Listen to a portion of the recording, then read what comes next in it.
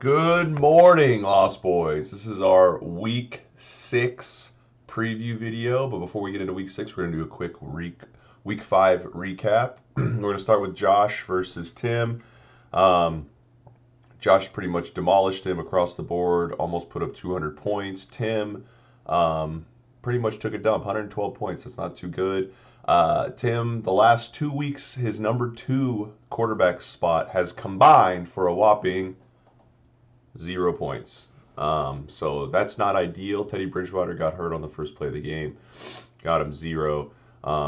So rough week for Tim. It was pretty much a slaughter fest. We'll move on to the next game, which was Pat versus Denny. This was definitely the game of the week. Pat ended up kind of getting a bad beat this week. So on the Sunday morning London game, the Giants were winning. They gave Green Bay a safety so they could punt it off a little farther. In our league, a safety is 5 points rather than, I think, 2 points in public leagues. And Pat ends up losing by 1.5 points. He either needed another 15 yards from Jacobs. He needed something. I mean, Jacobs was a monster, almost carried him to victory. Plus, Darren Waller got hurt on Monday Night Football. Got 0 for Denny. Pat almost pulled it out, but that safety, Pat said it when it happened too. He literally said it when it happened. If this safety costs me the week, I'm gonna be pissed. What was it? 15 games later, it cost him the week. So I feel bad for Pat. That's pretty shitty. But it was a hell of a game. Next game is going to be Jace versus Justin. Justin pretty much destroyed Jace across the board. Justin's quarterbacks got him almost 50 points. This was the first week that Justin played since he did the trade with Josh. He got Dameon Pierce, Olave, and they got him 35 points almost. So trade so far, so good. It's only been 1 week, but looking good for Justin. Jace on the flip side. His team was rough this week. His team's been rough a couple weeks. Najee Harris is looking like the biggest bust in fantasy because he didn't get hurt. He's healthy, so Jace has been playing him, and he's been taking dumps, and he was a first-round pick. So that's a little bit rough. But Justin smoked Jace. After that, we're going to go with Cal versus Romanowski. Roman beats him by about 10 points.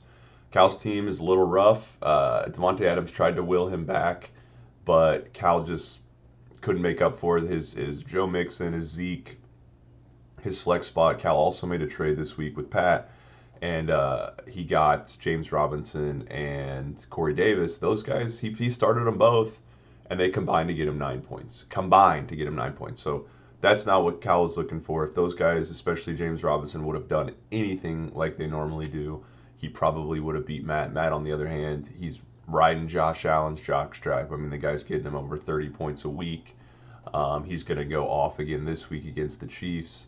So Matt's pick of Josh Allen's looking better and better as we go. Horse Turd Hair is also getting a little steamy lately, so that's helping him out as well. And then the last game of the week was Cass, our first place team, versus Ryan, at the time was our second place team. It was not as close of a matchup as we thought. Basically, Ryan goes as the Lions go, and they were shut out. Jared Goff, Amon-Ra St. Brown literally did nothing. Cass on the flip side, he gets it from a lot of different places. He's going to have to overcome stuff, and he is. A couple weeks back, he loses Javonte Williams for the year. This week, he loses Rashard Penny for the year. But Tyler Lockett stepped it up. He has Cooper Kupp and Kelsey, which probably are the two safest, steady Eddie guys you can have in all of fantasy. So he banks on those guys every week. He might get Tua back next week. So we'll see. I would assume he does. But look at Cass, he's rolling. He also has the least points against in the league, which is awesome. I'm not saying that's the reason he's winning because he's also putting up a lot of points, but it just shows you his games are not close. He's pretty much beating the shit out of everyone. So Cass rolled Ryan again, and he is still in first place. So that was last week. I'm going to roll into this week. We're going to start with our first matchup. We're going to go Josh versus Romanowski. This is a really good matchup.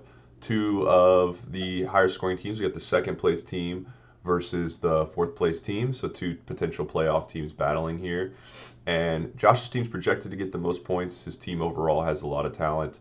He traded for Jamar Chase. He has most of his guys healthy, so he's rolling pretty good. Um, but his matchups suck this week. I mean, the Eagles, who he has a decent amount of stock in, are going up against Dallas, who maybe has the best defense in the league, as well as a few other guys have some tough matchups. And then on the flip side, to Matt, he has a ton of great matchups. I mentioned Josh Allen. He's going up against the Chiefs. I mean, that's going to be a ridiculously high-scoring game if you've ever seen it. I mean, I wouldn't be surprised if Allen has him another 35 points. He also has Devin Singletary for the Bills, which, the Chiefs can't really stop the run that well. I don't care what the stats say. They cannot stop the run that well. He's going to get Keenan Allen back this week. Christian Kirk, Jalen Waddle, Godwin, they all have very, very good matchups. So I know the projections say this is about a 15-point win. I actually beg to differ. Josh's team is really, really good all around, but fantasy is all about matchups. Anything happens each week. I'm going to pick Matt this week. I think Matt's matchups just are too good. I think his quarterbacks, Stafford's going against Carolina. Stafford's been a bum this year. I think he gets back on the train. I think Matt's quarterbacks put him up close to 60 points, and I think that's the difference in Matt taking down Josh this week. Next matchup's going to be Tim versus Barreto. We got the bye week coming in hot. He only has one win. It was the incredible upset win against Cal when he had no running back and no quarterback, but he's 1-4 right now. Justin's 3-2. Once again, here we are, guys. We're 5 weeks in, and look who's 3-2. Look who's right there in the playoff spot. It's Justin.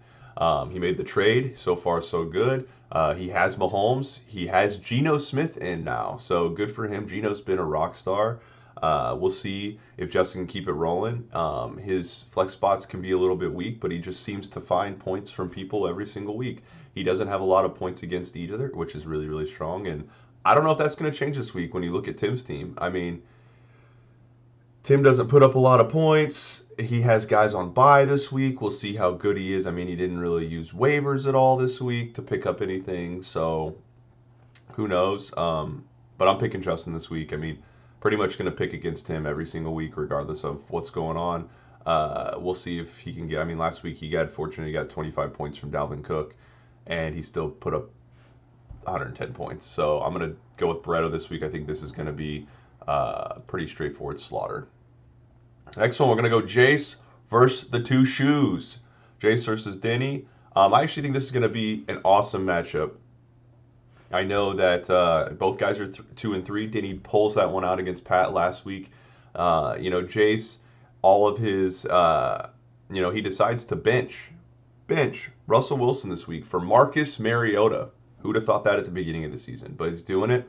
Jace hit the jackpot this week on the waiver wire. He got Kenneth Walker, who's the guy that I'm sure a lot of people were going for. So he upgraded his running back position. He has Diggs. He has Sutton. He has T. Higgins. We'll see if he comes back this week. So Jace's wide receivers are very strong. We'll see if Herbert against Denver can show up. Denver's defense has been the lone bright spot, so I think that'll be pretty good. Then on the other side, you got Denny. I mean, Denny has Aaron Rodgers and Carson Wentz. Wentz plays Thursday Night Football against the Bears. The Bears suck, but Thursday Night Football sucks. I don't see really much going on Thursday Night Football, so that's going to hurt Denny. With Wentz, Rodgers, on the other hand, he's playing the Jets. Jets sneakily have a good defense. I mean, Rodgers has just been mediocre this year, as the Packers have been mediocre this year. Not good, not bad, just meh. And unfortunately for Denny, he has Rodgers. He has Aaron Jones. So he's got a lot of stock in those pack and the cheeseheads, and it's not really working out for him. But he's still 2-3. He's projected to put up the second most points this week, so Yahoo loves his matchups, and I do too. If Tyreek Hill plays, he's looking good. Gabe Davis, monster week last week, won him the week. I think this week, again, he's going to have a monster week. That Chiefs game against the Bills is going to be a barn burner. He's going to get a lot of points. And look who's number one in fantasy running back wise. Number one, number two, depending on format. Austin Eckler. He had 2 slow weeks, and the guy's been a monster the last few weeks. He's getting back in it. I think the Chargers understood they got to get him involved more, and they have. So Eckler's stepping up for him. This is what they drafted him for. And then the sneaky flex spot, Rashawn Stevenson. I mean, for the Patriots, like, they had lost Damian Harris, and all they do is run because their passing game's so bad. The guy right now, probably top 15 back rest of the season, so that was a good pickup for Denny. I'm going to pick Denny this week just because I think Hill, Gabe Davis, Eckler are too much to overcome. Jace is starting Najee Harris. I just talked about him. He's not going to do anything for him. He's going against Tampa Bay's defense, who has the number one run D. And Mariota, I know Jace started him. San Fran's defense is one of the best in the league as well. So I just think Denny's wide receivers and Austin Eckler are too much for Jace to overcome this week. Next one, we're going with the first place team, Mr. Steve Harvey's Pants, Cass versus Cal Zone. I know Cal, since that Tim loss, has been reeling. He wasn't too happy last week. He lost to Roman. Maybe he can get right this week. Yahoo projections don't have it very close. I mean, they have this about a 15-point game. Cal's only projected to put up 133. That goes in line with what's been happening for Cass all season. His teams fall asleep every time they play him. This looks like it might be another week of that. You know, Cal rides and dies with Lamar Jackson. I think he's going against the Giants D, and the Giants D is actually pretty damn good. His wide receivers are awful. Mari Cooper's up and down. He's pretty good, but you cannot be starting McCole Hardman and Marquez Valdes-Scantling. You just can't. Like, that's awful. And he's also starting Corey Davis in his flex spot. So 3 wide receivers that none of them probably should be starting on any fantasy team. He's starting all 3 of them on one fantasy team this week. Not good. Joe Mixon's going against New Orleans' run defense, which is one of the best in the league. And Zeke Elliott's going against Philadelphia's defense, which is one of the best in the league. So all around, this looks like a absolute terrible matchup for Cal. And Cass is going to continue the streak of teams taking dumps. I have Cass absolutely obliterating Cal this week. Sorry, Cal, it's not going to get any better. I think you're going to be falling to 2 and 4, brother. And then last but not least, we got the Titties versus the Lammies. Pat versus Ryan. Pat with the heartbreaker last week. Brutal way to lose that game, buddy. I'd be pissed too, man. Just absolutely brutal way to lose. And especially after the Raiders didn't give Jacobs that ball on the 2-point conversion. And after, I mean, he went down on the half-inch line. That would have literally won you the game. I guess they gave him the ball, but he got tackled. So it just was rough for you last Monday. But you still put up a good amount of points. And in this league, points are king. We know that. This week, we'll see how you do. Based on projections, this looks like an absolute ass whooping, but Ryan still has a couple guys he needs to put in. But I mean, Pat's projected to win by 20 points right now. So, but as we know, projections mean jack shit. He's starting Cooper Rush this week. Cooper Rush and Tommy B are his quarterbacks. Brady, I think, is going to get right this week against Pittsburgh. Pittsburgh showed against Buffalo. Their D is just a turd fest without T.J. Watt. You know, and the difference for Pat is he needs Cooper Rush to throw CeeDee Lamb a touchdown. I mean, come on, can we get CeeDee Lamb a freaking touchdown? They're going against Philadelphia. That's going to be an interesting game because both teams have very good defenses. But for some reason, you know, I could see this being somewhat of a high-scoring game. I mean, Philly can somehow get some points on the board. Dallas is forced to throw the ball more. Who knows what can happen? He has Jonathan Taylor in right now. I don't think he's going to play this week, but for some reason he has him in. Excuse me. I'm sure he'll flip him out with one of his plethora of running backs. Pat has a lot of great running backs. But Fournette's going to benefit from the Pittsburgh matchup as well. Pat kind of has a lot of stock in Tampa Bay, which is good stock to have. It got him like 1 million points last week. Almost pulled it out, like I was saying. The Mike Williams trade looks like a great trade for Pat. On the other side, you have Ryan. Ryan goes as the Lions go. Well, guess who's on bye week? The Lions. So that's going to hurt Ryan. He has Trevor Lawrence in instead of Jared Goff, and they are going against the Colts, so the Colts defense is good. But Lawrence, after 2 solid weeks to start the year, he is not looking good, and it's kind of surprising because I was very high on Lawrence.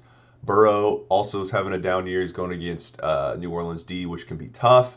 It's a little tricky, but Debo, Devontae Smith's been a great pickup for him. He's one of Jalen Hurts' favorite targets. And as we discussed at the beginning of the year, the big thing for Ryan, McCaffrey. I mean, these 2 guys, they were his first 2 picks. They're studs. And they are staying healthy, knock on wood. And Saquon, I think, is the number 3 running back in fantasy right now. McCaffrey, as bad as Carolina is, and they are so fucking bad to the point where they fired Matt Rule this week, McCaffrey is still getting points. He always gets points. And now it's looking like without Matt Rule, he's going to continue to get more points and more points. You go against the Rams. The Rams have a pretty good defense, so we'll see about that. Saquon goes against Baltimore. Who knows about that? Ryan's flexes are really, really weak, and I think Pat's flexes are way better. And I think the difference here is going to be tight end slot, to be honest with you. I mean, we're going against Ryan as Fryermuth, and Pat has Mark Andrews, who's the number 2 tight end. So I'm going to give this victory to Patty. I think it's going to be a really close game. I think that Ryan's McCaffrey, Barkley, Devontae Smith, his skill players in the top half of his lineup are going to keep this game really close. But I think the flex spots and more specifically Mark Andrews gives him the victory. So I'm taking Patty in this one. And in general, guys, that's all the picks for this week. The league is completely wide open. So for people that are thinking, God, man, fuck fantasy, this is the worst. I mean, everyone is dealing with shit. I mean, we have 3-2, 3-2, 3-2, 3-2. I mean, you have freaking 4 3-2 teams, and then you have 4 more 2-3 teams. So Cass is 4-1, Tim is 1-4. So it's a big clump. Keep fighting. I know people are losing guys for injury. We got bye week starting up now, but everyone is dealing with that kind of crap. So just keep plugging and playing. We saw for the first time in our league history, we saw 2 trades in the same week last week, which is good. People are trying to shake things up. Maybe some other people will try a couple more trades. There's always ways to improve your team, so keep it rocking. I can't wait to see where this goes. I mean, usually 5 weeks into the season, you start to see the cream of the crop and the turds fall down below. This week, I mean, at this year, we really don't know. Anyone could make the playoffs. You look at any one of these teams. Pat is in ninth place right now. I wouldn't be surprised if Pat makes the playoffs at the end of the year. It just you never even know. So keep plugging and playing, live it up. Go Chiefs. Oh yeah, Patty, your boys play tonight. So go Bears tonight and go Chiefs on Sunday. Let's whoop some Bills ass.